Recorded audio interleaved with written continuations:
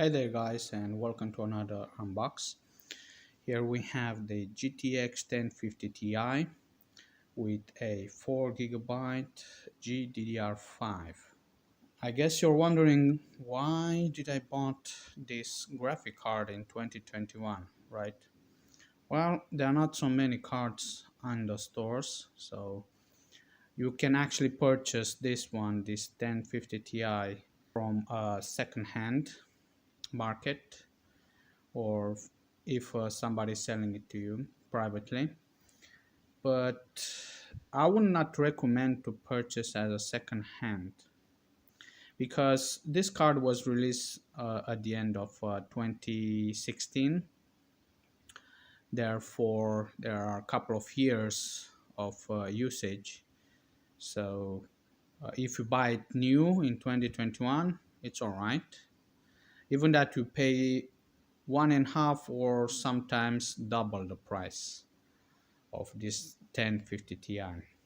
Still, because there are not many cards on the market, brand new, I presume it's a relatively good purchase because, for example, in comparison with a GTX 1650, it runs pretty well actually, and I will make some tests later.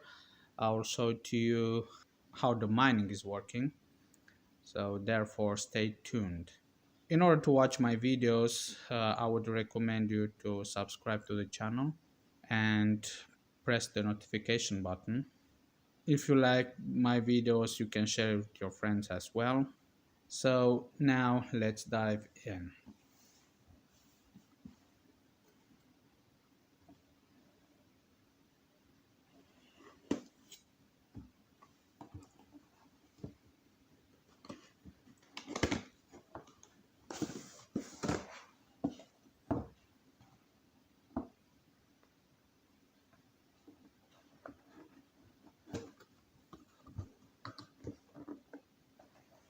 It's a small form factor. So this is the graphic card. This is a, what is this? Just some instruction, I guess. Yeah, in different languages. They're saying it to you here. Many thanks for purchasing Gainward graphic card. It doesn't have a CD, I presume. Nope, it doesn't. So you need to go to GeForce Experience and download the graphic cards. The graphic card driver.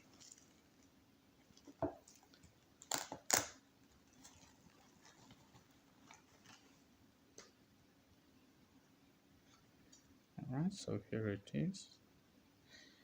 It has two slots, so even that it's a small form factor, it's not a low profile. It means that it can fit only in bigger computers. Yeah, pretty nice actually. So the 1050 Ti, it does not have an extra 6-pin connector. If you can see it over here, it doesn't have nothing. It takes the power from the motherboard, from the X16 slot here. If you can see also, it does not have all the pins because it does not need it, but still the power is drained from the motherboard. It runs up to 75 watts, the maximum peak power.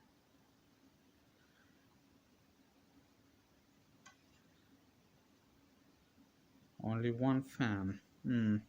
It's relatively small actually. There are some fans in other graphic cards which are a little bit bigger. I think this one it's 80 mm.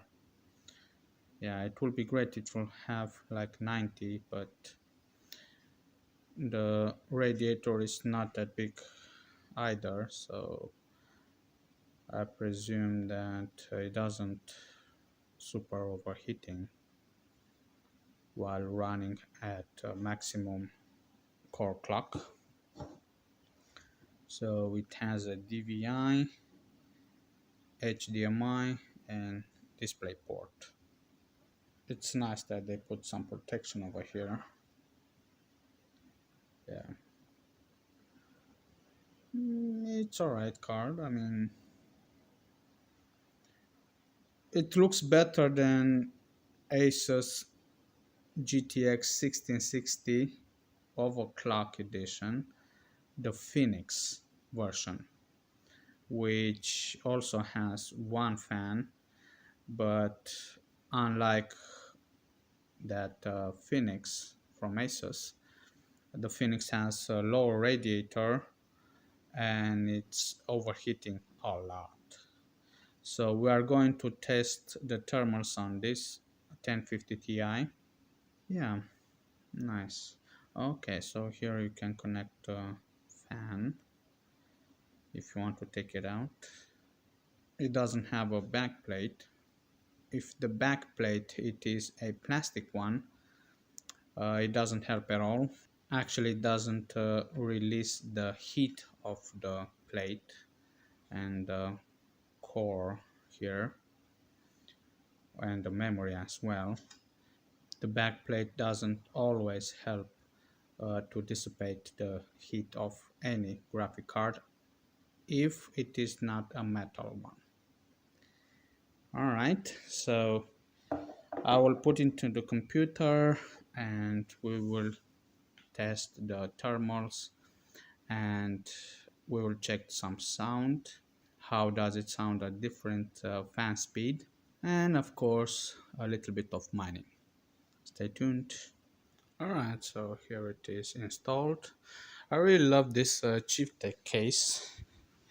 I made a unbox video as well, so you can this sticker over here is from the motherboard, but I like how it looks like.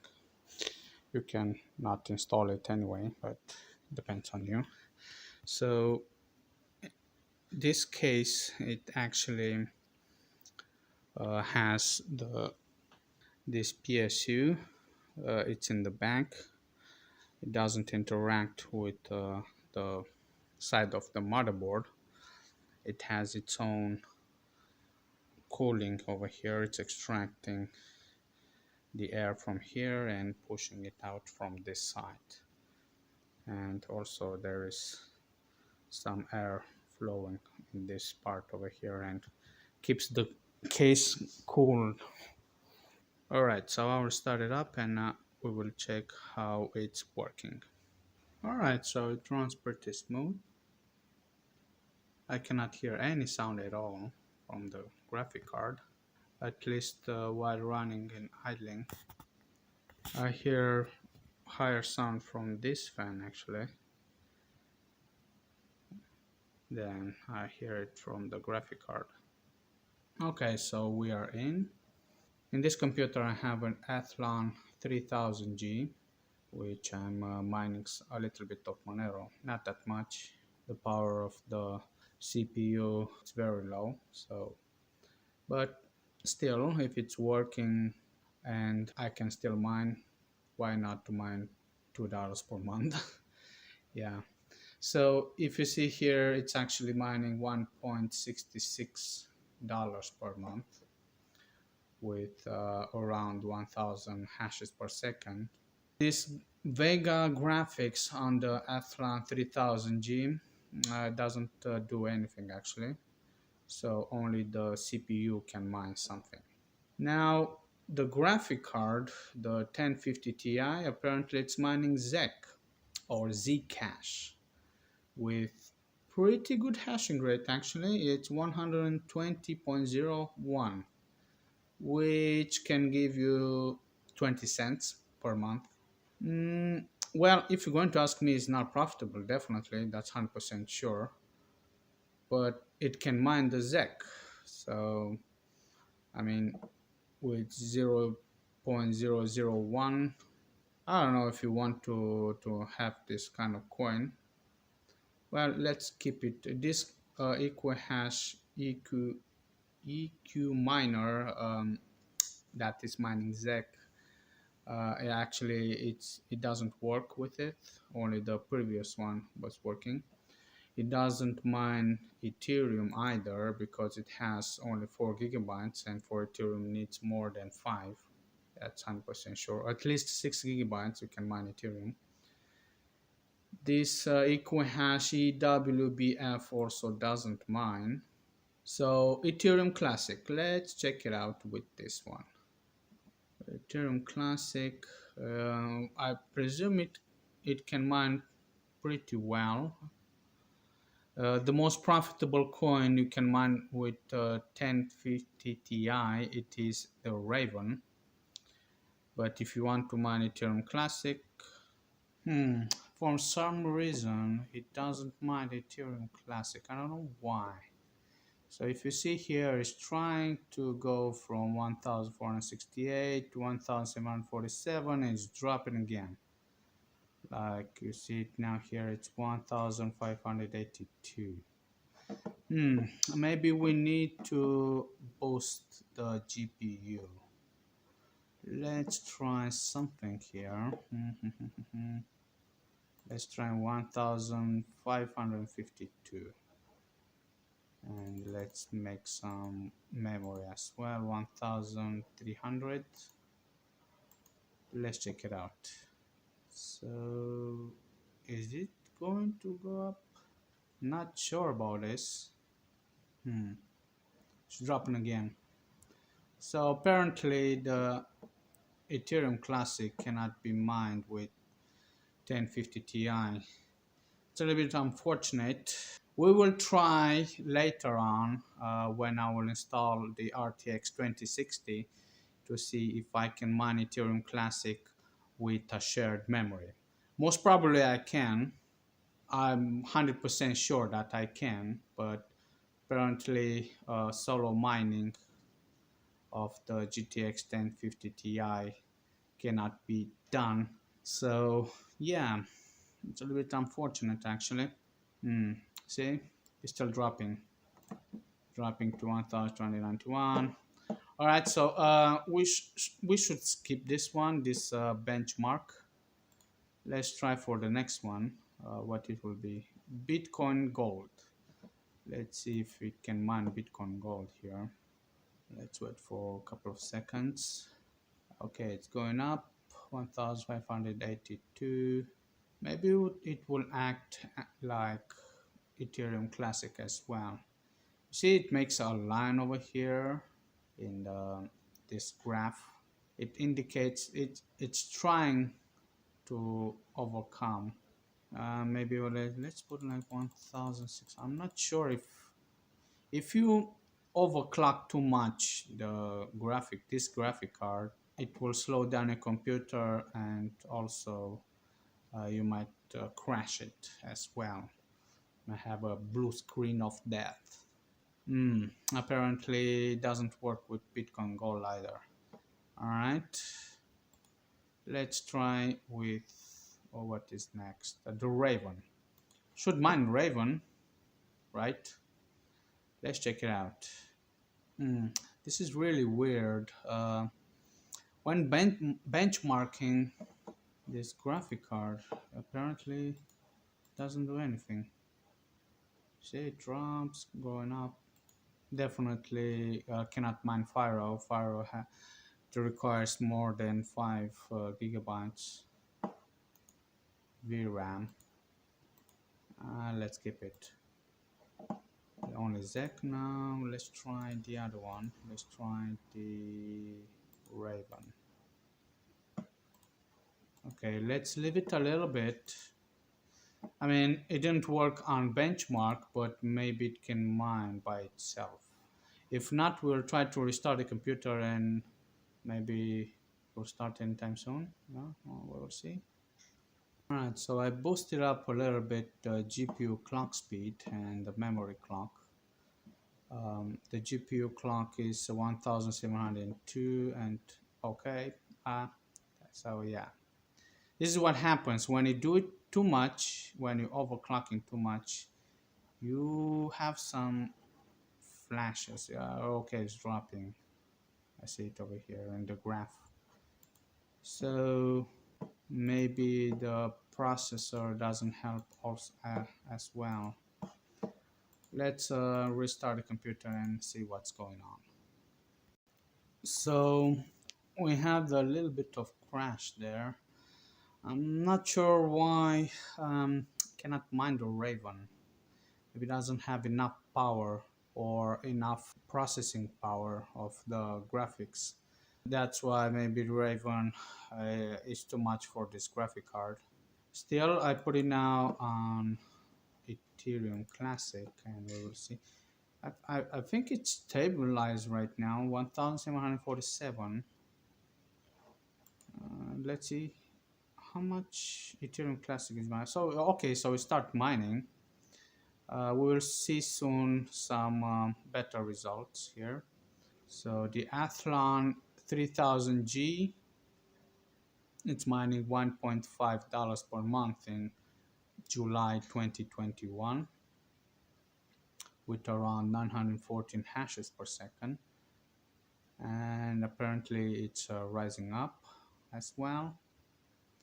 We will see later on.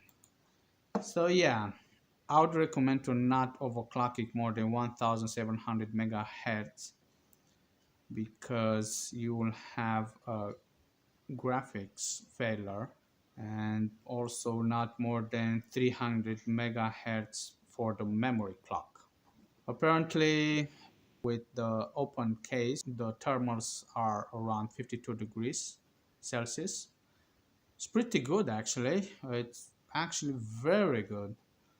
The thermals while running on mining with very low sound and the fan speed at 30%, 53, maybe to rise up to 54 degrees Celsius. Still, it's incredible, very good. I'm very surprised of the thermals here. So yeah, it's a 2.49 megahashes per second. Wow, that's quite low actually. Not sure why Ethereum Classic is running that low. Will it increase more? Okay, let's try some Nvidia Inspector to check it out over here. What kind of memory it has. The memory, it's made by Samsung. The Samsung memory, it's not great actually when it comes to downclock it. Unlike the Hynix memory, which you can downclock it pretty well, the Samsung and Micron memories, apparently they can only be overclocked. So Hynix has more flexibility. You can downclock and overclock as well. Has more performance actually in mining when you downclock than you overclock. Okay, so it's running pretty well actually. So Ethereum Classic stabilized now. The mining is at 12.46 mega hashes per second, or 0.312 Ethereum Classic per month, with $1478. How much is per day actually? So 0.01 Ethereum Classic per day. It's all right, I guess. I mean, if you buy this card from the store, you should expect that it will pay only from mining in maybe 2 years or so. But if you buy it from the second-hand market, I bought this card for 40,000 krona, which is pretty high price. But you can purchase it in the second hand like 20,000 krona. So yeah. Okay, so now we saw that the benchmark didn't work pretty well. Let's try the Bitcoin Gold. So Ethereum Classic and Bitcoin Gold, especially Bitcoin Gold, have lesser dank file, which means that the epoch can be reduced to below 4 gigabytes. So you don't need more than 4 gigabytes. Well, also the Ravencoin has below 4 gigabytes right now. It should mine it, but because the GPU doesn't help too much, for the processing of the graphics. Yeah, you cannot mine the Raven, unfortunately. So the Bitcoin Gold is actually stabilizing 1,640, 30, 60. Yeah, it's fluctuating, but it's still stable between these zones. So yeah, you can see here $10.58 per month. It's not high actually, it's quite low, but you know, for around 20 hashes per second, you can still mine the Bitcoin Gold. And in this case, I will definitely recommend to mine the Ethereum Classic. Maybe, should we try again, Raven? I restarted the computer twice, so let's hope it can mine the Raven right now. I don't know, you saw that? It was a little bit slowing down. Not sure why. It should mine Raven actually. I mean, with 3.8 gigabytes of usage, and for the if you don't do too many processings like video processing, it should mine Raven pretty well. Even that the benchmark didn't work at all. And you can see here 1747 is stabilized here. I put it on overclock mode. So if I'm afraid to use the user mode again, maybe it doesn't work more than 1500 megahertz. I think the Raven doesn't work. The GTX 1650 can mine it by itself, the Raven, but apparently the 1050 Ti cannot mine Ravencoin. Alright, I think that's it. We will try again to mine with in tandem with this card, then the 2060 RTX, and with the 2060 it's sharing the memory with GTX 1050 Ti, therefore it can definitely mine Raven. Let's try the GPU fan speed at 85%. Quite loud actually at 90. Well, it doesn't actually matter because the mining or the GPU processing, it doesn't increase the temperature that much.